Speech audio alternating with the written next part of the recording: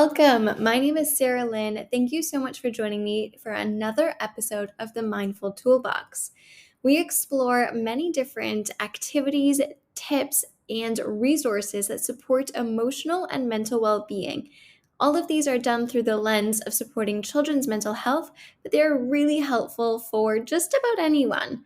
I can't wait to share this week's episode with you, but be sure to refer to our webinar that is linked on our website, betteringyouth.co.uk, so you could follow along with all of the details that we are showing. All right, let's hop in to this month's webinar. So today's specific topic is gratitude's great gift. So let's just hop right in. So there are a couple of objectives for today. The first is discussing what gratitude is, where it comes from, how it can alter our brain. So looking at the science behind gratitude, how it supports our mental health, how we can actually go about practicing it, and then what the secret might be behind allowing it to work to the best of its ability, and then discussing how we can actually implement it into our daily lives. Now, again, most of what we're sharing will be done through the lens of supporting children and young people.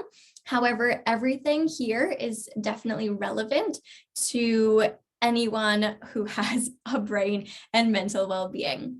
So let's hop in first by discussing what is gratitude. There are a lot of different beliefs out there. However, mine is as follows. It is the conscious reflection on people, things, or experiences that elicit feelings of joy, love, and appreciation. So this is kind of how I go towards viewing gratitude. However, as mentioned, there are a lot of differing views. So I want to kind of define it a little bit further. It's not simply writing things down in a journal. I feel like whenever we talk about gratitude, or if we're searching, whether on social media or in a search engine, ways to practice gratitude, one of the very first things that pops up is write down things in a journal. And I want to kind of unpick this a little bit, because that is actually a really powerful practice, but it's not simply writing things down, because what tends to happen is that we sit with our gratitude book, you've seen them all before, a 5-minute gratitude journal, and it just tells you every single day, write down 3 to 5 things. So every single day, I'm just going to be knocking those off my list. But if I'm not being reflective about the process, then I'm not actually gaining the benefit of the practice. The second thing that I want to kind of unpick is that it's just pretending that you're grateful for the hardships. There's a lot of misconception that gratitude means that you just need to feel happy and, well, grateful for every single part of your life. And while in theory, that does make sense, and it does allow us to be practicing gratitude, it doesn't mean that we're just going to fake it and pretend. We really have to be reflective through the process so we can actually identify authentically the parts of the hardship that we're grateful for. Now, what you might have caught then is that the big word that I want to emphasize when talking about gratitude is reflection. We need to actively be reflecting on the positive things that have come up throughout the day. We then need to be reliving the strong positive emotions. The reason why they tell us to write it down is because they actually want us to relive the experience. Doing so, like recalling it in vivid detail, it makes that memory stickier in our brain, which means that when we're aging, those memories, they'll be easier pulled up. It's also important to share our joy with others. Part of the big strands of gratitude that is often overlooked is the fact that it's not just about yourself. It's about how others have impacted your life through the ripple effect, through paying it forward, through connecting with you, and therefore providing you with the ability or the opportunity to have joy. The last one is also mindfully observing your day for more grateful things. Now, because gratitude is a practice, the more that we reflectively go through that process, the more our brain will become primed to see the glass half full, right? We'll be able to see things in a more positive way. So now that we know what gratitude is, let's take a look at the definition by someone who is creating the gratitude project. So Dr. Robert Emmons, he also specifies that processing a life experience through a grateful lens does not mean denying negativity.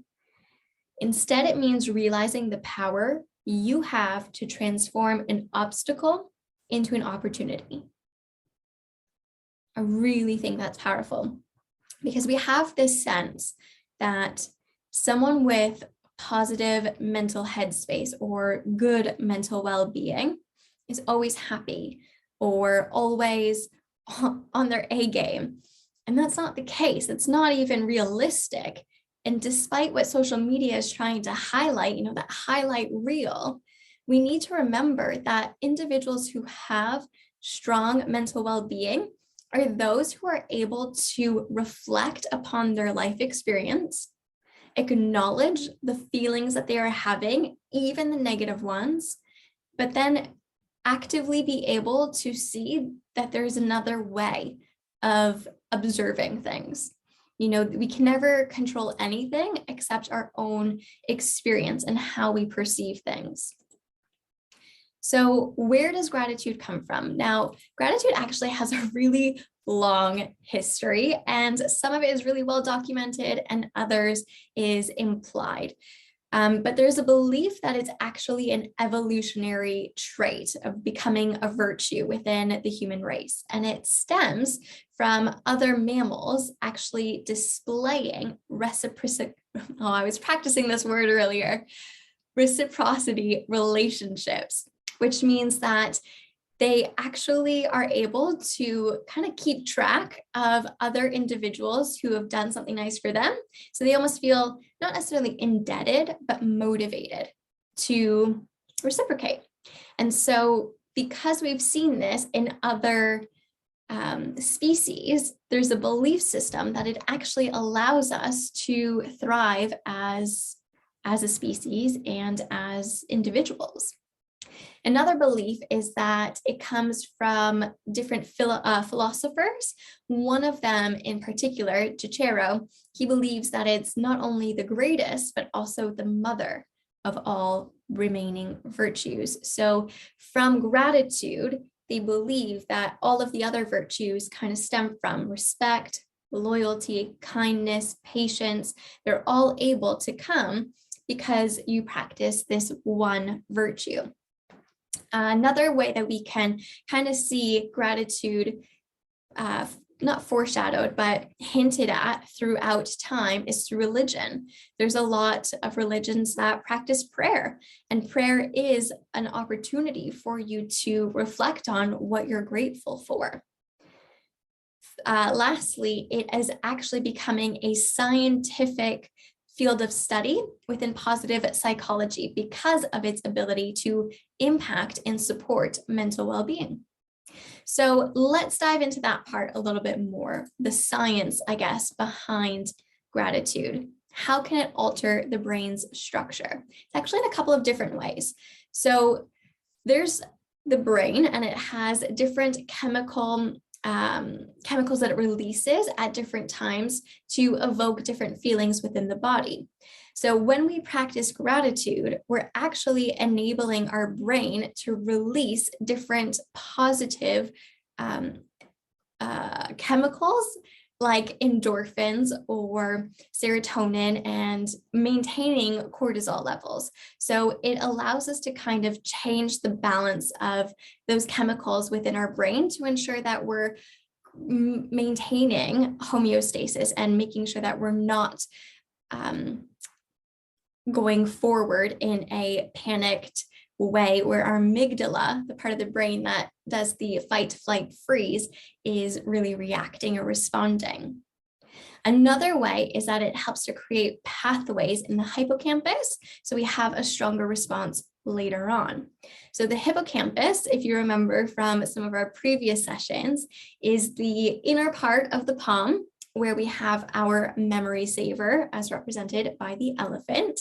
And that's the part of the brain that helps us to pull up memories so we could then make good decisions on whether we should fight, flight, or freeze.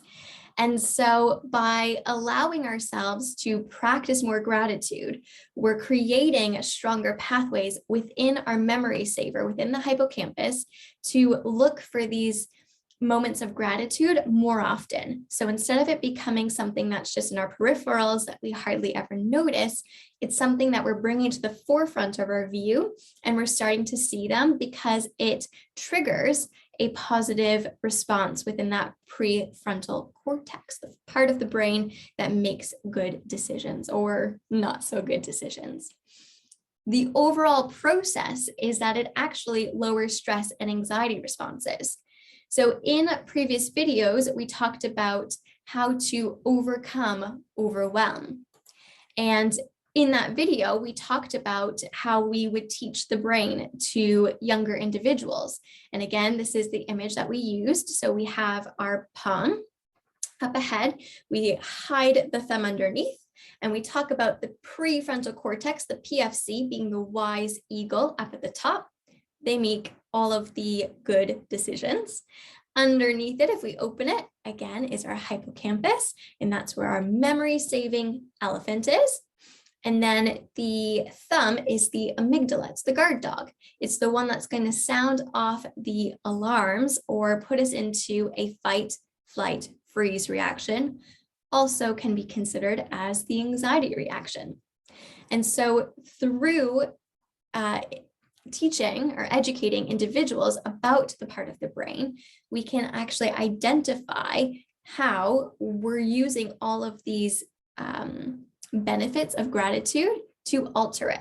So again, it would lower the stress response because our hippocampus would be looking for more ways that we could feel the joy from those grateful moments. Our PFC gets a positive response from acknowledging all of those grateful moments. So again, it's feeling excited, I suppose. And because of that, our guard dog doesn't feel like it needs to push us through an overwhelming state or a state of feeling unsettled.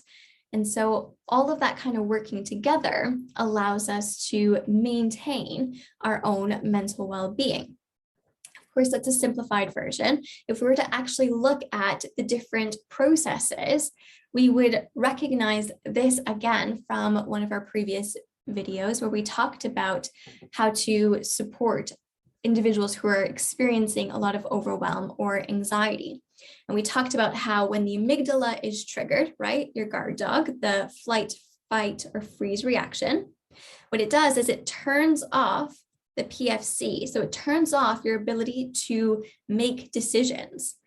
And so this is often what happens, that when individuals are feeling really overwhelmed or they're going through severe anxiety, they feel like they have no memory, or they feel as though they're kind of going through that brain fog feeling. It's because your amygdala has created a reaction that's turned off your ability to make good decisions with the prefrontal cortex. So one of the ways that we can stop ourselves going all the way to the end with the heightened emotions is to introduce mindful breathing. So as soon as you start to realize that feeling of maybe a wave coming over you, or perhaps you can start feeling a little bit tense in your chest or queasy in your stomach, that would be a good indication that your amygdala is on alert, and to start introducing some mindful breaths. Mindful breaths can be as simple as doing a box breath, which is inhaling for a 4 count, holding for a 4 count, exhaling for a 4 count, holding out for a 4 count. So just through that process, you're then allowing your heart rate to slow, your alarm becomes less severe, and that PFC, your wise owl, is allowed to stay in control and make decisions. In that moment, we have a choice. We can either use that time to reflect upon what was going on, what triggered me, and can I make sure that I'm handling these triggers so they don't become overwhelming in the future. If you don't feel like you have that time, because it might be that you're really busy or you're at work or there's other things going on, we can actually pause and take a moment to practice gratitude. So it actually goes through, it kind of is the extension to last month's topic of discussing mental well-being and how to support individuals who feel anxious. That second step is practicing gratitude.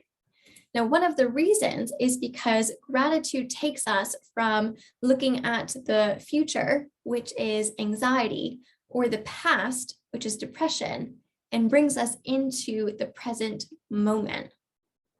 Now, there's a lot of different research, but one of my favorites was actually looking at 300 young adults at university level who were seeking support for anxiety and depression. So they split them up into 3 different cohorts. The first just received counseling. The second received counseling, and then they were encouraged to reflect upon traumatic experiences. So this would be typical to talk therapy, where you might go back into your past to try and fix your future. That was their process. The third cohort went through counseling as well, and then they also went through letter writing. So letter writing of grateful moments that you shared with someone else. And what they realized was that individuals who just had counseling had the middle kind of outcome. Individuals who also reflected upon traumatic experiences, they had the least positive outcome. And those who were expressing gratitude had the most positive outcome. And then so they decided to dig a little deeper and decided if it was just letter writing that actually supported individuals' mental well-being. And they discovered that it was actually the comparison of the word choices, because in traumatic experiences, or even just prose, like a stream of conscious writing, individuals tend to focus on I, so first person, and there tends to be more negative words and feelings, stronger negative feelings. Where in contrast, when we write letters of gratitude, our writing is filled with we and you. So it shifts it from a first person to a third person. And the feelings that are presented within the letter of gratitude are a lot stronger and more positive. And so it's actually not the fact that we just wrote a letter, it's the fact that we're training our brain to focus on the collective, positive, strong feelings of emotion. So knowing that, then, how do we practice gratitude, right? Can we just write down 3 things and be done with it? Yes and no. Yes and no. The first and most important thing is to be reflective. I've said it a couple of times today. It's to reflect upon the day. How many of us get to the end of the day and don't even realize that a whole day has gone by? A whole 12 hours, 14 hours, 16 hours, whatever you consider to be the day. How many of us drive home after work and don't remember driving? It's really important that we become accustomed to practicing mindfulness throughout our day, so that way there we can start catching those small moments that do truly spark joy and connection, especially right now. Those little moments of being able to feel seen and to acknowledge others, they spark joy so much more than I think any of us really could have ever imagined. The next thing is to relive the feelings, right? We want to make those memories stickier in our brain so we can recall them when we're 100 years old. And so we want to remember them in as much vivid detail as possible. Then you're going to actually write it down, and you're going to actively observe. And I think through this process, you'll slowly start to develop a routine or a habit around it. And the best part about gratitude and mindfulness and just well-being in general is that it's never just a tick list. It's never just, I've done it once, I've written my 3, I can close the book and be done with it. It's a practice. And therefore, there's going to be days where you're stuck sitting at your paper thinking, today was awful. I can't think of a moment. And as you go through every single little step, you might actually think to yourself, you know what? There was a moment when I was sitting at my desk and I was piled in work and I had so much to do that the sun just peeked through the window. And I remember feeling it on my face. And even though it was winter, I just felt that warmth, and that was amazing. But you wouldn't have noticed that if you weren't actively reflecting on your day. So another thing that we need to talk about is the secret approaches. So yes, you can reflect upon your day. Yes, you can identify positive things, but there are more steps to it. Steps that will allow us to bring it even deeper into our being. So it becomes an actual virtue, something that you do live by. The first one is to reflect upon death and loss. Now, this might sound counterintuitive, but the fact is that life is not guaranteed forever. And the more that we're able to appreciate loss and things ending, the more that we're going to start appreciating life and beginnings. So a task that we've used with some of the students that we do emotional well-being coaching with is to discuss with them or have them journal upon what they would want individuals that they love to say about them at their funeral. And when working with children, it's a funny thing to be talking to them about death when they're so young, but I believe that by talking to them, it reduces the fear, because if it's mentionable, it's manageable, but also because it allows them to start creating their own set of core values, their own mission statement, if you will. And it allows them to feel more confident in themselves because they're feeling more autonomous, more in control, and like they are in control of how people are going to remember them, because what individuals say about you is in correlation to how you present yourself and what you think of your own self.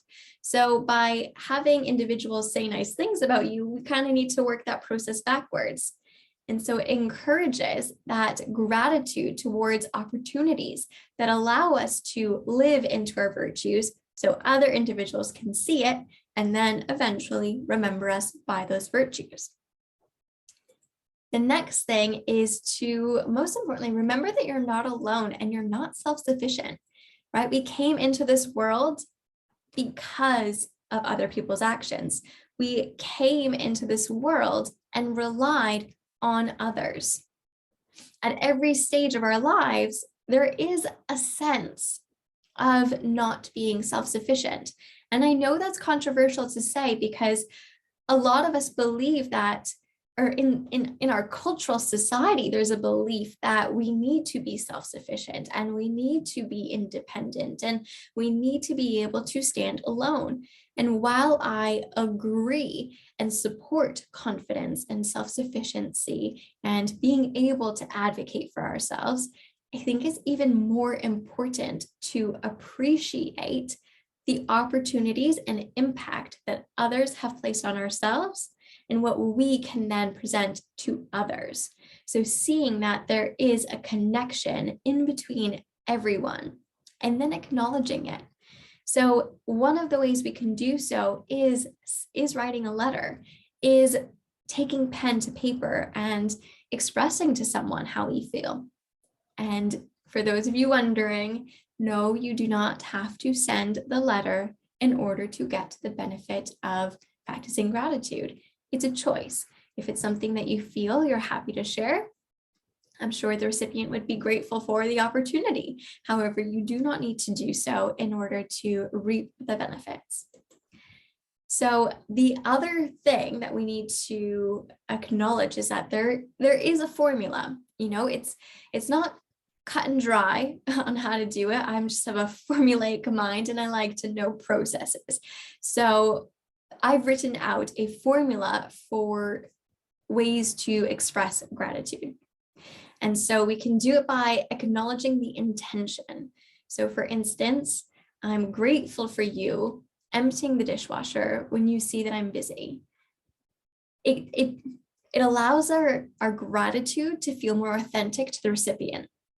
It allows our brain to connect someone doing the dishwasher to a feeling of joy and gratitude. So it's rewiring that brain. Whereas if you just said, I'm grateful, well, what are you grateful for? The next way that we can show gratitude is by acknowledging the cost. So I'm really grateful for you helping your sibling with homework, even though you were tired from doing your own. It's important for us to be able to accept that other people doing things that have a positive impact on ourselves tend to come at a cost.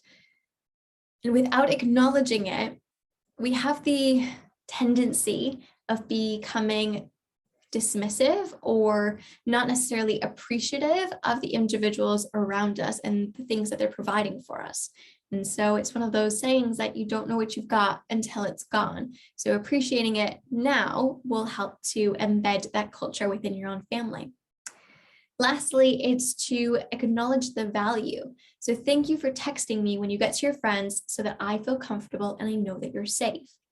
So you're showing them that you value that they've taken the time out of their schedule to acknowledge that you have feelings as well.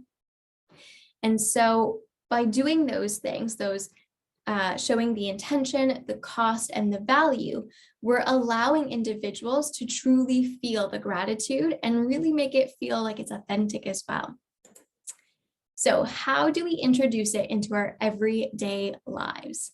I'm sure you're thinking, well, I could just grab that journal and I can start writing down those 3 things every day. And you won't be wrong as long as you're being reflective like we discussed. However, there are some other ways that you can do it as well. And I believe these are probably powerful because they are age appropriate. You can bring them into different age groups and they would work just fine. So the first is to teach the formula for showing gratitude. Like we discussed, acknowledging the intention that someone has had, the value that they've provided you, and the cost that it might have been to themselves. So by teaching this formula through modeling, we're creating a culture where this becomes a common thing to do. And it allows not only yourself to feel the joy because of you're receiving the act that someone has provided you, but you're also sharing the gratitude because you're authentically acknowledging it. The next one is to track moments of happiness and gratitude. And one of the ways that you can do so is to get a jar at the beginning of the year, right now, next week, whenever you choose, find little pieces of paper, and every time that you have a moment that was happy or that you're proud of, or there's been a breakthrough, or you've just felt really appreciated, you would write it down, reflect upon it, relive the emotions so it becomes a sticky memory, and then you put it inside the jar. And then at the end of the year or the term or whichever time length that you choose, you take time to go through each of them, and you'll be surprised by how easily those memories kind of come forward, especially if you've taken the time to relive them before you write them down and put them in the jar. And the last thing is for you to write a letter. As we've mentioned before, writing a letter is a really powerful way for you to share the gratitude that you're feeling with others. As mentioned, you don't necessarily have to send them. However, it would provide an opportunity for that individual to also feel that gratitude. But writing it down allows your brain to shift from an I vision to a we vision, and also really start to become accustomed to pulling up the positive things that happen and acknowledging them as well. So those are your 3 different activities that you can use to introduce gratitude into your own life, your work space, or your family life. Okay, so that is the end of the official webinar today. I'm really grateful that you took the time out of your evenings to spend this with me. I'm going to be opening up the chat box now for an impromptu kind of Q&A or comment section. I am going to stop recording though, as